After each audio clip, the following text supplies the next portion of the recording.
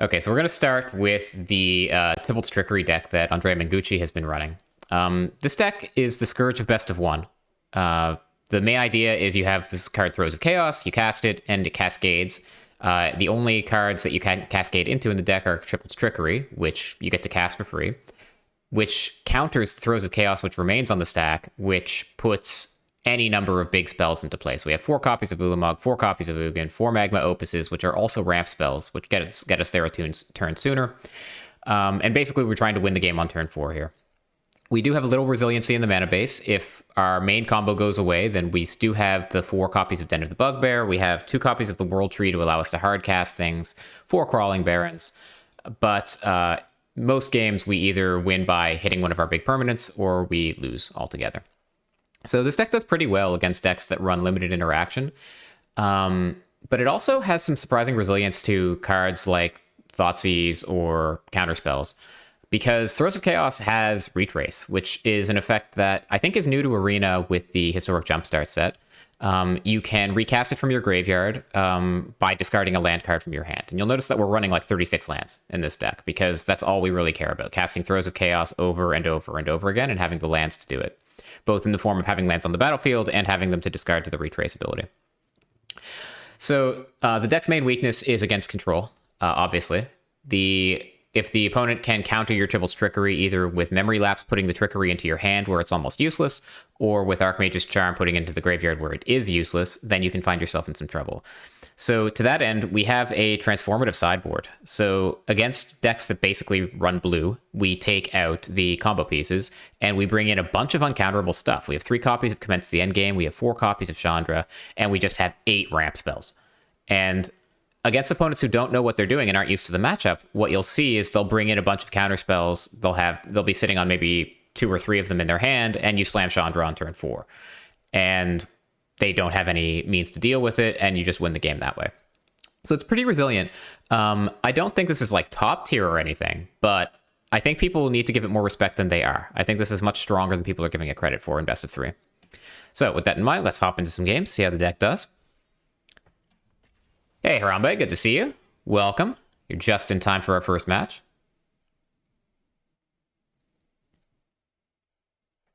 I've been screwing with my mic. If you guys have noticed anything better or worse with the audio, let me know. I'm interested in that. I think it should be better. Otherwise, I wouldn't have screwed with it. But you guys know better than I do.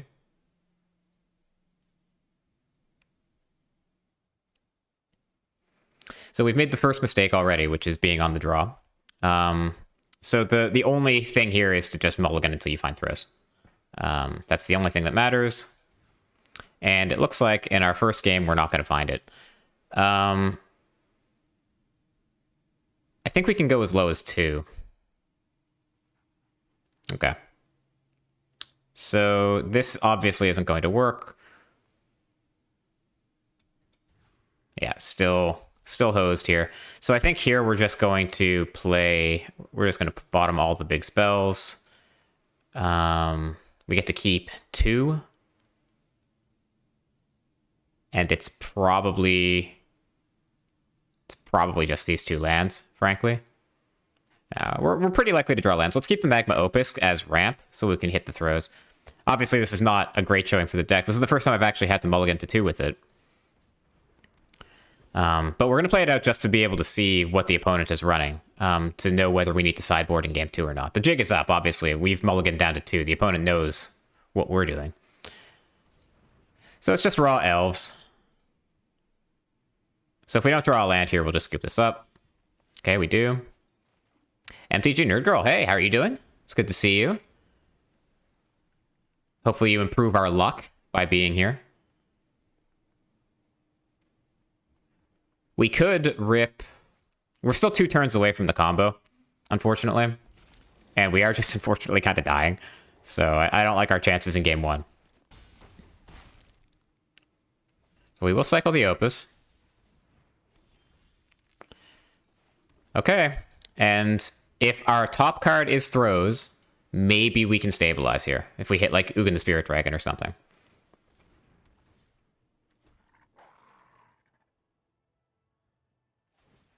Okay, so we're taking 5, 6, 7.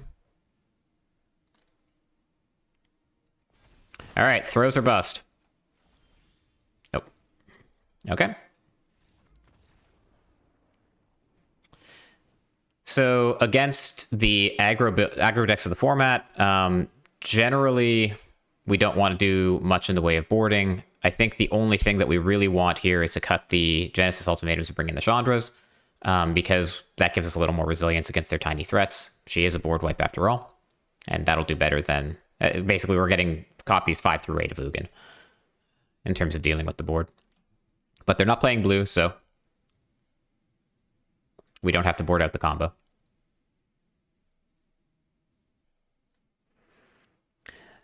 So the other thing about this deck is that you spend, 15 seconds sideboarding at most, and the opponent just tanks forever because they're not used to seeing the matchup. So we're going to be here sitting at this screen for a little while.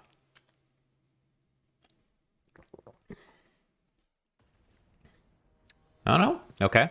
Opponent's an Elves player. They're not doing much sideboarding anyway, I suppose. They play creatures. All right. Still no Throes of Chaos. I promise it's in the deck. There it is. So I think we keep this, and we're going to put Ugin back. We need some help drawing lands, but the hard part is finding the Throes.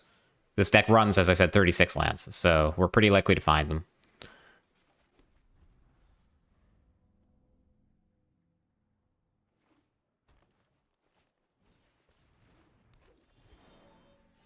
That's a land.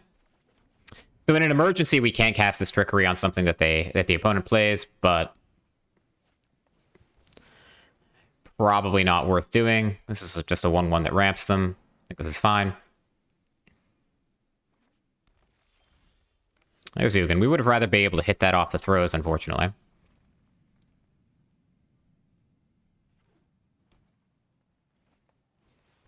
So there's Nissa.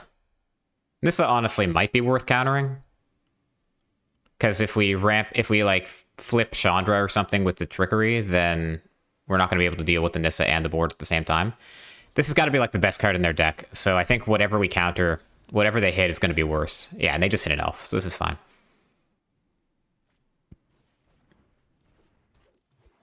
So they just spent 5 mana on an Llanowar elf. Pretty good exchange. Land. Okay, it is land. They're not going to kill us this turn, so we are going to get to cast Throes. There are 2 copies of Trickery remaining in the deck. Sometimes you can run out of those and still not have a powerful enough board state, so I'm a little worried about that. But part of this deck is just living with that variance and moving on to the next game if it doesn't work out. Okay, opponent's attacking with the Llanowar Elves, which is great. We like that.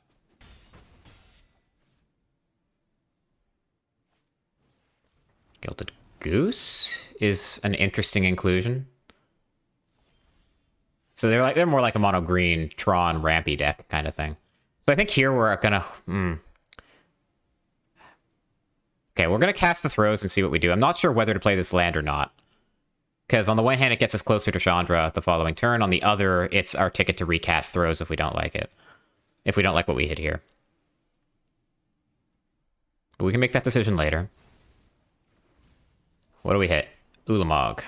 Ulamog not as great as some other options. It's probably good enough to win. What do we want to take? Certainly the Faceless Haven. And all of these are kind of the same. I guess it's just the Goose.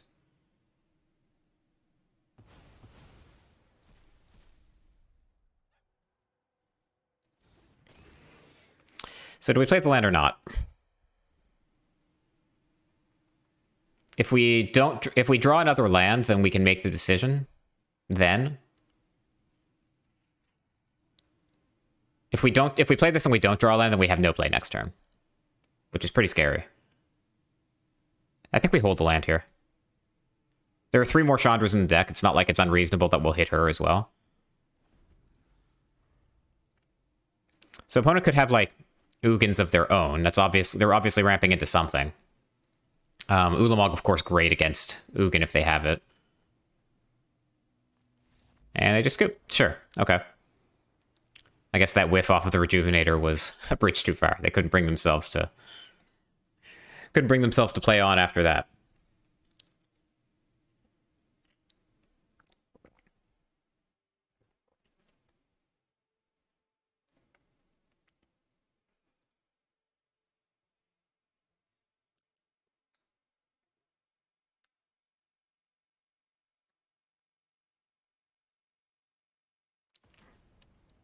Wow, Evil Empire, you must be pretty far behind me. I made the decision to hold the land probably like a minute and a half, 2 minutes ago.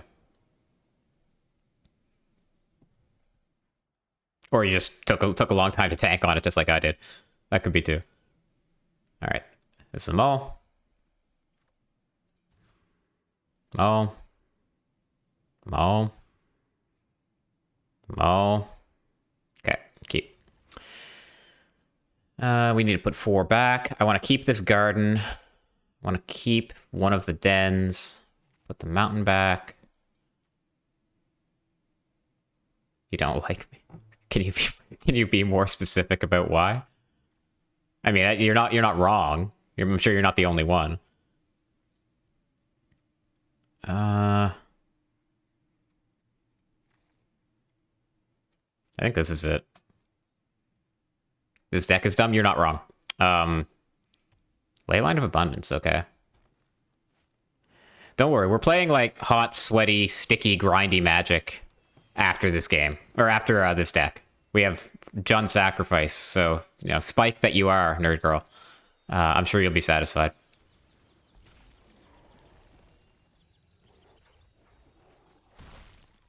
Okay, so Questing Beast is a little frightening.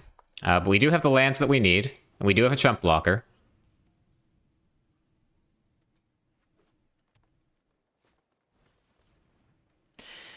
Slight Line of Abundance is pretty scary with this elf in play. And that goose is pretty scary too. However, again, if we play Throes and we hit Ugin, or even honestly kind of Ulamog, I think we're happy. Am I throwing away this 0-1? Is it getting any better? I don't think it's getting any better. Yeah, I think since our out is basically to find something that wipes the board anyway, I'm just going to take the point of damage where I can.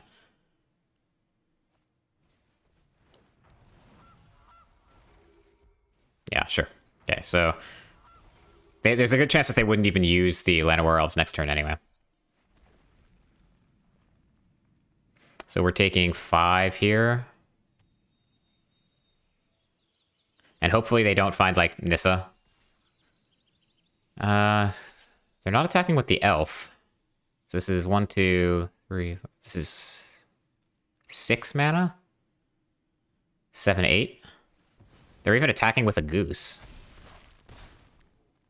Oh, I see. They have the pump ability with the ley line. All right. Well, drawing Chandra is not really what we wanted there. All right. Here we go.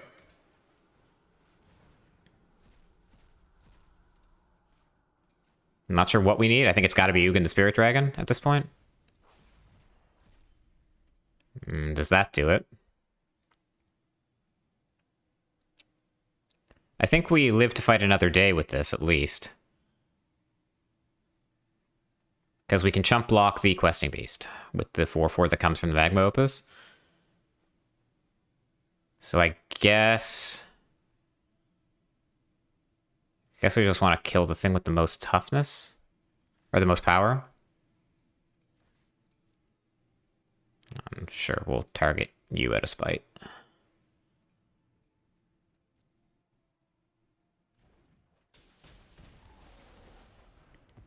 Okay, and we drew 2 lands, which is better than it looks, because it lets us recast the Throes next turn. Obviously, we're dead to removal. Yeah. Okay. So I don't think there were many decision points in that game. We did, I think, get very unlucky with our mulligans. We had to mulligan really low to find Throes, which I haven't had to do in my off-stream games. But, I mean, if you can't handle those swings, then you shouldn't be playing this deck. 0-1.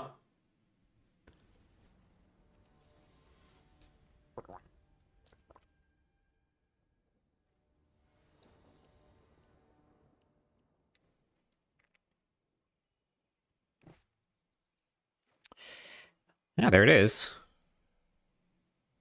I guess we're keeping. Another elf on turn 1. Okay.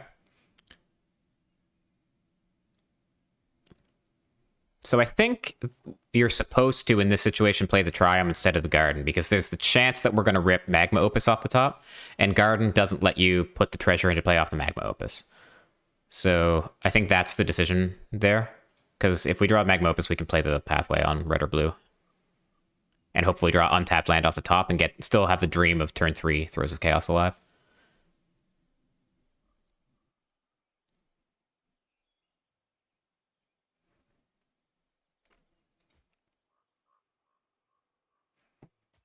Opponent tanking on turn 2.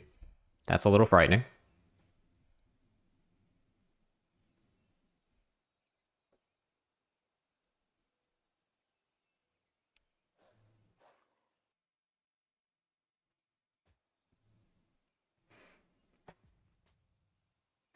I mean, how many options could there be?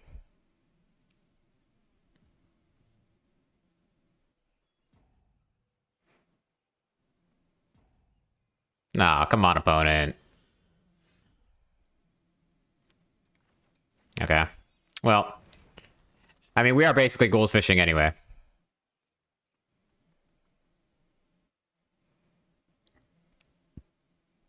I was hoping that we would run into a control matchup, because I think this deck's matchup against like creatures is pretty good. And I think if it weren't, if Jeskai weren't the most popular deck in the format by a country mile, then this deck would be outstanding. So I want to show how resilient it can be against those control decks, but opponents just want to play creatures. I don't understand why people want to play creatures. Ended up going to Emergent Ultimatum with a package of targets in the deck. Genesis Ultimatum just hits lands. That's true. The problem is that the problem with that is that it's significantly harder to cast, like hard cast, and you lose the ramp plan, like the transformational sideboard ramp plan. You would need to board out all those ultimatums, where you don't necessarily need to do that with the Genesis Ultimatum in hand. Anyway, nothing we're doing here matters. We're just going to cast Throes and win the game.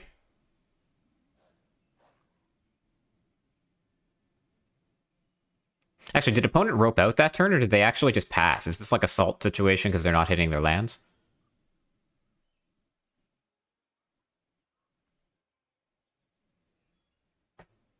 Yeah, if opponent just explodes here, then obviously we won't count this game. We'll just queue into another one.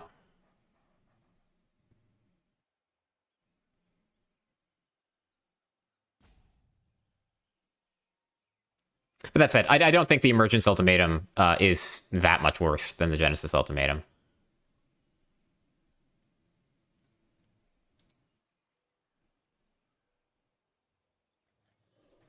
It does mean that you don't get to run a lot of what we're running here, right? Like, in fact, anything we're running. You don't get to run Ugin and Ulamog to target with the Ultimatum. You don't get to run Magma Opus. You don't get to run Coma. So you actually don't get to run anything at all that's in this deck. Or if you do, then they're not great targets for the Ultimatum. So that's tricky. Anyway, so obviously, like I said, we won't count that deck. Won't count that match.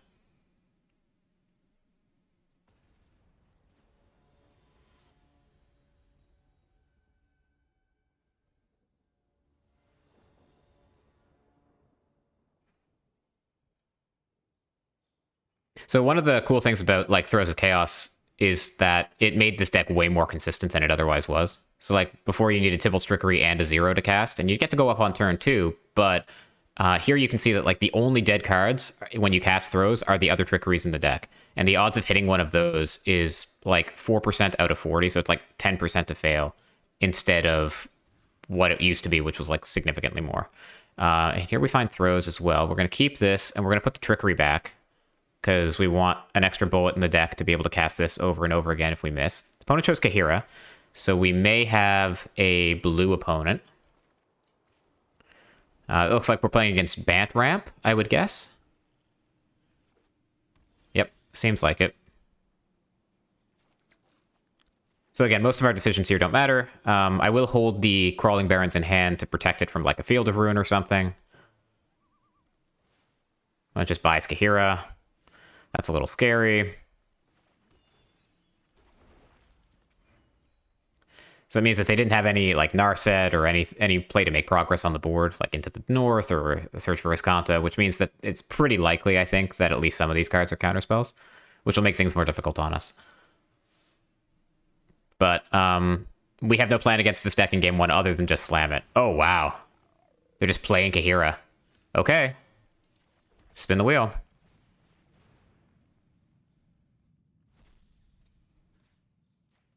I don't know what these cards are.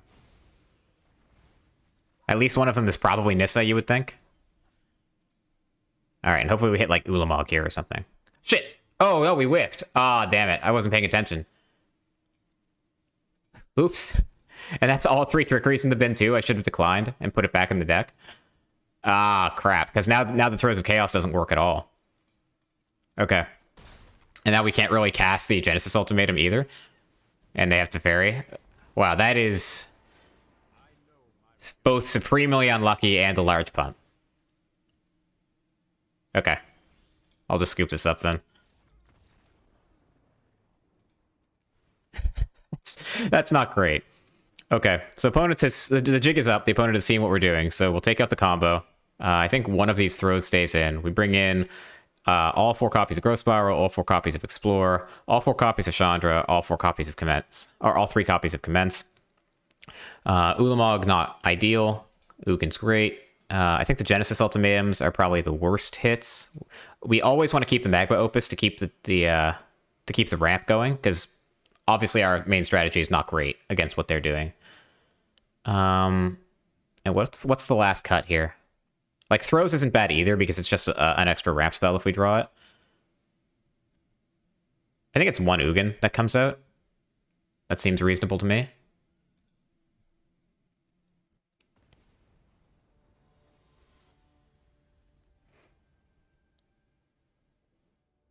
Normally I wouldn't leave the untapped display on the screen either, but I think given that we're gambling, then it's a good idea to let you guys see the percentages. Someone can go back and do the math on how unlikely that was. I think it was like 2% out of 40. I think we were like 1/20th. We were 5% to have that happen. Okay, so we can keep this. So one of the nice things, as I was saying during the deck tech, is that opponents against us will bring in a bunch of counter magic, assuming that we still have the combo in here, because it's not a popular enough deck for people to know what the sideboard plan is yet. So we can often catch them napping by having a bunch of counter magic in hand that they can't use. So we can either cycle the Magma Opus here, or we can cast Explore. In general, I favor casting the Explore because the Magma Opus is uncounterable, and we can use that on a turn where they're tapped out. But I wouldn't be disappointed either way. I think both options are fine. Mountain's pretty good. We were threatening to pump the Crawling Barrens as well, although here I think we're just going to cycle the Magma Opus and try to cast one of the Chandra or Commence next turn. This makes you happy? You're no fun. Alright, so we play this on blue to be able to cast our Commence the endgame. And now the question is, do we jam Chandra here or do we jam Commence? I think the fact that Aethergust is a card makes me want to cast Commence instead. Also, getting Commence done first before the opponent can play a Narset is relevant, because they can't draw... it means they won't be able to stop our card draw. Whereas if we play Chandra, they play Narset, then we're in kind of an awkward spot. There's into the north. The other thing is that if the opponent plays Nissa or something, it'll be nice to have the Commence token on the board to attack it down. Chandra, of course, not great at wrathing Nissa lands away, because her wrath is to non-elementals and the creatures are elementals. We drew another Commence, which is pretty sweet, honestly. So we can even cast that now and crack in for... how much? For 11? Still not lethal, though, so I think we hold off. Just attack for 5. Shock in the Steam Vents. And I think we're just commencing again, with the exact same reasoning as the previous turn. Just want to play around something like Aethergust. Another into the north is fine.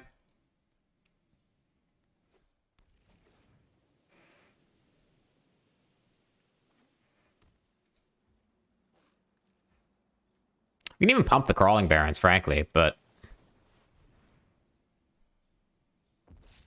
So this is going to be an 11/11, which is pretty good, and do we have enough mana to pump the Crawling Barons twice? We don't. Okay, so we'll attack first. Seems like the opponent has nothing. So we can either play the Chandra and put them in a seriously tough spot with an emblem, or we can try to jam something like Coma. I think I much prefer Chandra here. Yeah. So if they have Ether Gust, then, you know, you got me. That's fine. Cool. Cool. Okay, so that's the same sideboard plan we'll use for game 3.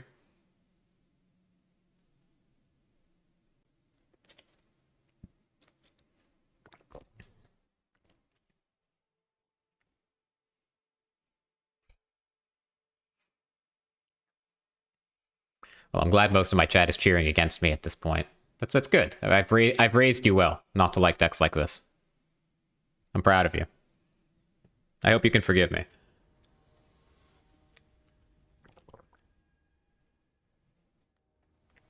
Opponent didn't really do anything at all that game, right? They just cast a couple into the north, and we just cast a bunch of uncounterable spells. There's a reasonable chance that like they were just sitting on a bunch of memory lapses and they couldn't do anything with them.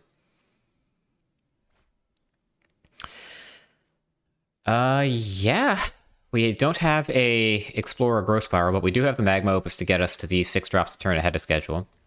Opponent doesn't have any discard to interact with us, so it's really going to be about our Haymakers beating theirs. So make sure, when you're playing the deck, to play your blue and red first, because you do need blue-red on turn 2 to be able to put the Opus into play, or into the graveyard.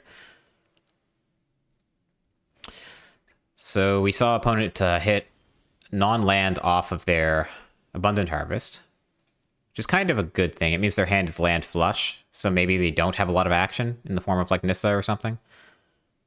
We're going to want this, I think, on red.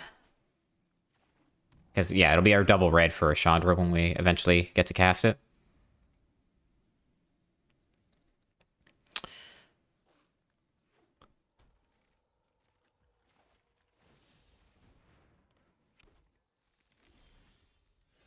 Okay.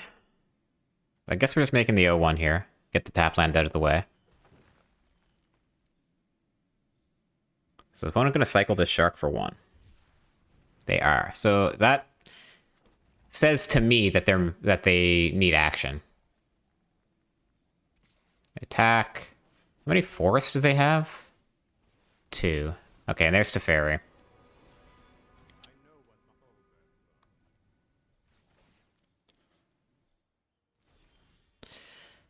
So there's Opus.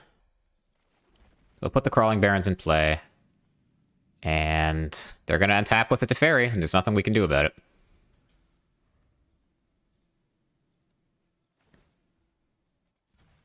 So again, we're going to lead with the Commence to play around a possible... what's it called? Possible Ether Gust. Yasharn. Yasharn is surprisingly annoying because it turns off our treasures. Yeah, and there's not much we can do about that. So Yasharn turns off our treasures and protects Teferi from the Commence token. So I think the new plan is probably just to get Chandra into play and trade her for Teferi, but that's going to be a turn too slow. I think we're probably hosed on this one.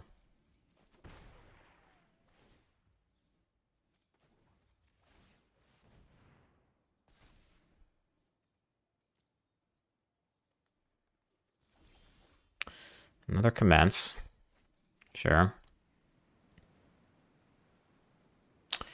We can pump the Crawling Barons and attack.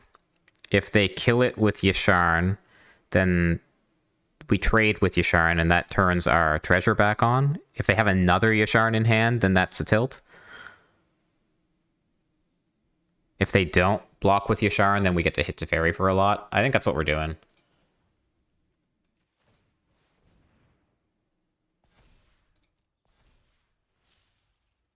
Oops.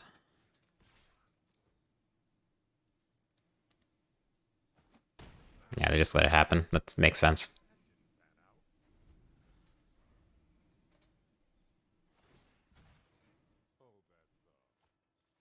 So, I mean, this is one of the downsides of Magma Opus versus something like Explorer Growth Spiral.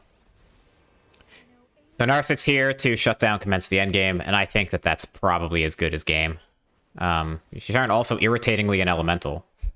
So, immune to the Chandra -3 if we were able to get a point of damage on it by some other means, like a Magma Opus or something. Getting frisky with Yasharn is frightening, but we're just going to take it.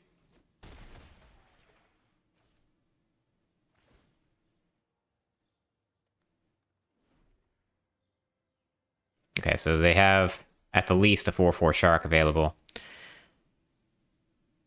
If we play Chandra, she's doomed to die. But Commence doesn't do anything because they have an Narset in play.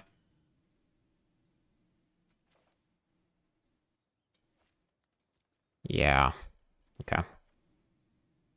So we'll play this on red. And here's Chandra. And we're going to minus Chandra for 3 to kill Teferi. Committer. Okay. So I think that's it. In fact, yeah. I'm just going to scoop this up. There's like a non-zero chance we're going to go on to win this game, but it's not much more than 0. And obviously I didn't pick this deck in order to get a lot of wins under my belt. So that is... Is that 3? How... We've lost both, right? I think. We had that one non-game against some guy who played a Jaspera Sentinel and just left. So I think this is the last match with the deck.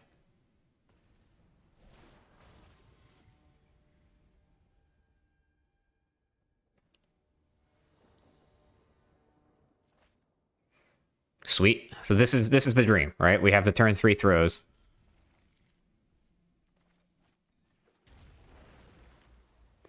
It's always nice when you don't have to mulligan a bunch too, because that denies the opponent the information about what you're playing.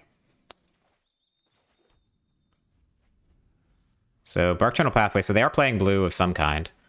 I saw someone on a different stream playing Temur Flash earlier today. Temur Flash seems like an abysmal matchup. I don't know how we beat Simic Clash in a billion years. We're going to try. Hey, it's Christmas. Good to see you, bud. How are you doing? You were streaming earlier, I think. How did that go?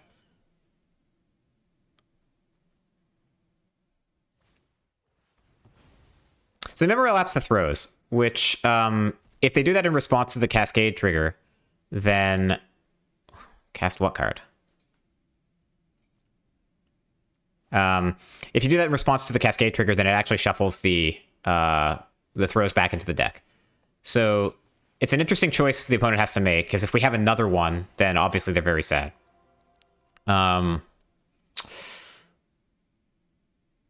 Esika. Okay. I think we're shocking this in to power up the Crawling Barons.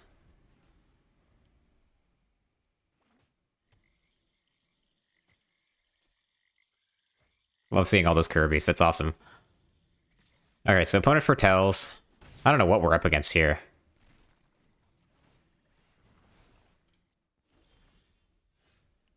Magma Opus, you say.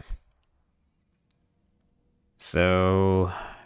that'll be 6 mana next turn. Doesn't quite do anything. So I think we're gonna just power up the Crawling Barons.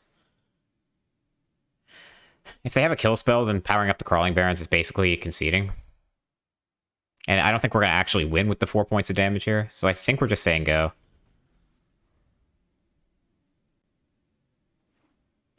The opponent did not... Well, they only have the 1 blue, so I guess that could be like a Behold the Multiverse or something. More likely, given this, it's like Alrund's Epiphany. Yeah.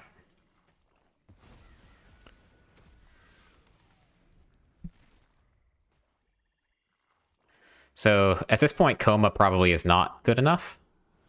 What the hell is that? Swamp Walk. At the beginning of your upkeep, return target creature card from your graveyard to the battlefield. At the beginning of each opponent's upkeep, the player sacrifices a creature. Okay, that's an excellent answer to Coma.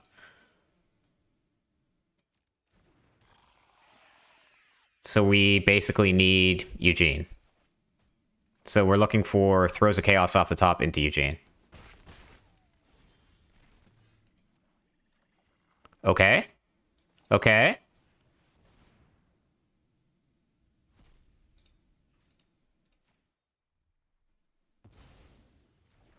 Come on, come on, come on. Okay. There he is. There he is. So we do unfortunately have to trade with the with this guy here. Like, we have to throw away our Ugin, but that's more than worth it. We have the treasure token available to actually cast this Magma Opus should we want to. I'm the worst? What do you mean? What do you mean I'm the worst? Just people have no appreciation. How do you guys feel about Genesis Ultimatum? Okay. I guess that's fair. How do I sleep at night? Very well. On a pile of 70% win rates. All right, well that kind of sucks. I think I actually want these lands in hand. Okay, the opponent's not going to give me a chance. I think I want the lands in hand to be able to cast the throws. So we're up against like Sultai stuff. They are running memory lapses. I think that means we're supposed to take up the combo anyway.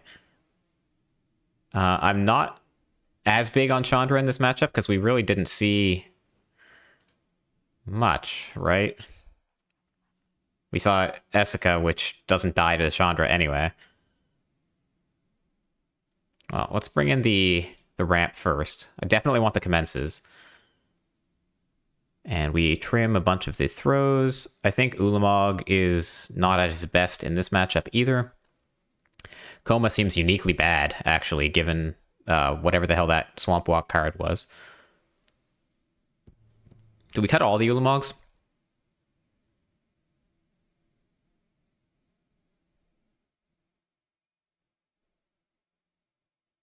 I think we do. I think I want the Genesis Ultimatums in the deck. Do I want the Chandras?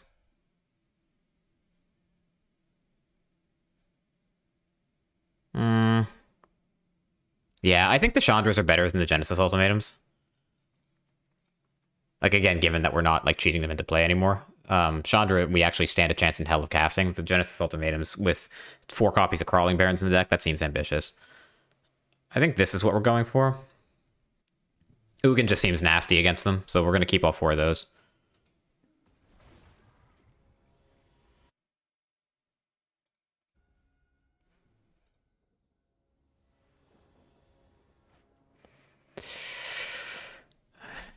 Awkward. We are never putting these Magma Opuses in the bin with this mana base. I think we mull this. This is just a little too bad. There we go. Significantly better. We'll keep this. Put back, I guess, one of the pathways. So this is going to be on green. This is going to be on blue. We can't play the Den of the Bugbear. Actually, I think it's the garden that we put back. Because the den is going to come in tapped off the growth spiral. So it's one of the garden or the den, and I think the den is better.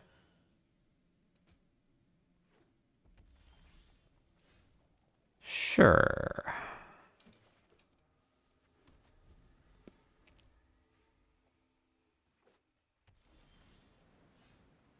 Inconvenient. So we're not going to play the growth spiral on our turn into the almost certain memory lapse. Opponent kept a 2-lander. Definitely memory lapse territory here. Explore's pretty nice, so that gets us out of our Den of the Bugbear problem. So we're just going to put the Triumph into play untapped here. Or tapped. Lead with Explore, I suppose. If they lapse this, is it awkward? Not really. We just play the Den of the Bugbear tapped and we're fine. And Growth Spiral. Okay, so that's even better. So now we'll play this on... We took Coma out? Yeah, so we don't have much of a use for green beyond the 2 sources we already have. We'll put this on blue with the intention of Growth Spiraling the Den of the Bugbear into play. And then, don't look now, but we have commenced the endgame the following turn.